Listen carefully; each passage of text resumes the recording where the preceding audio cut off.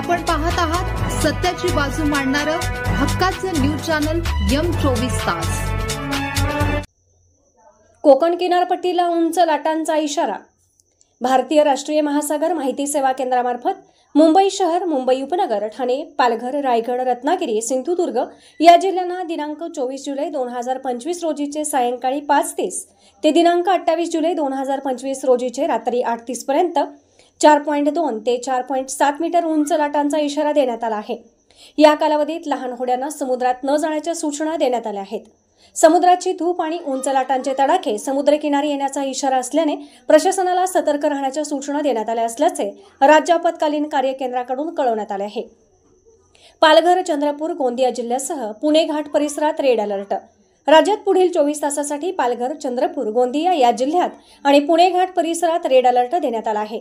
रायगड जिल्ह्यातील कुंडलिका व सावित्री नदी आणि रत्नागिरी जिल्ह्यातील जगबुडी नदीने इशारा पातळी ओलांडली असून नागरिकांना सतर्कतेचा इशारा देण्यात आला आहे।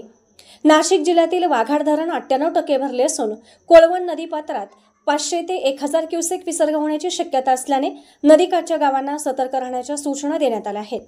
पुणे जिल्ह्यात पवना धरणातून 7410 क्युसेक विसर्ग, खडकवासला धरणातून 1744 क्युसेक विसर्ग सुरू करण्यात आला आहे।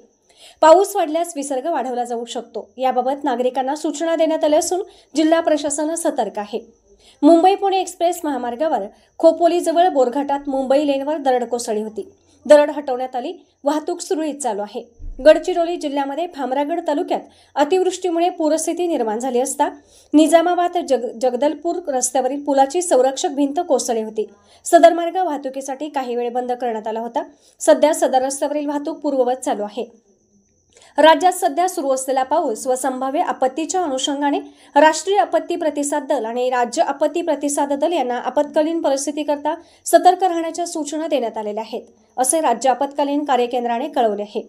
M24 ताससाठी मुंबईहून विशेष प्रतिनिधी उदय नरे यांची माहिती।